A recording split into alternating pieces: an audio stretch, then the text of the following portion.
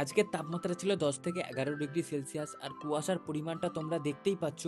আজকে অনেক কুয়াশা ছিল, তাও এই ঠান্ডাকে সাইডে রেখে আমরা গঙ্গায় স্নান করতে নেমে পড়লাম। এবং এই সন্দীপ বানশন তেরে তোর আগার পিছুয়ারে মে দাম হে তু। এই কুয়াশার মধ্যে দেখ, দেখে নেই এইখান থেকে এইটুকু দেখাচ্ছে না, দেখ এই দেখ এগুলো চান করছে। তাহলে এসে দেখা, ওই দেখ ওইখানে বসে আছে তাই দেখা যাচ্ছে না, ওই দেখ এখানে নৌকা আছে তাই দেখা যাচ্ছে না।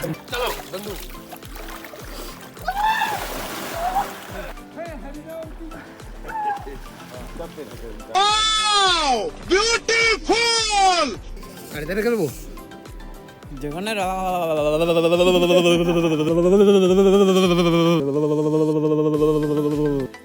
ঠান্ডায় কাঁপার পরে আমি জমিতে গিয়ে একটু গাছ কাটা শুরু করলাম।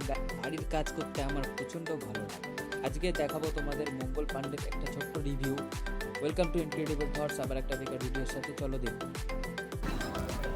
তো গাইস সবার জন্য বলে দিই, সেই 15 টাকার টিকিট আর নেই, এখন 50 টাকা পার হেড হয়ে গেছে। ব্যারাকপুরে মঙ্গল পাণ্ডেতে যারা যারা এসো তারা অবশ্যই যারা মঙ্গল পাণ্ডের ভিতরে কি আছে, জায়গাটা খুবই সুন্দর। যারা যারা দেখেনি তাদের জন্য এই ছোট্ট ভিডিওটা অবশ্যই ভালো লাগবে। আমাদের এখানে পৌঁছাতে পৌঁছাতে সন্ধে হয়ে গেছিলো, আর সন্ধ্যের টাইমটা অনেকটাই ভিড় থাকে, এখানে একটু বসার জায়গা পাওয়া যায় না।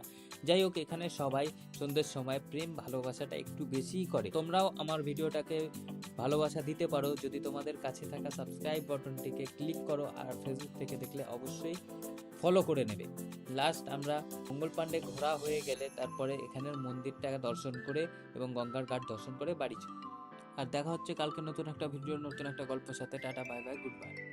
চ্যানেলটিকে সাবস্ক্রাইব করবে।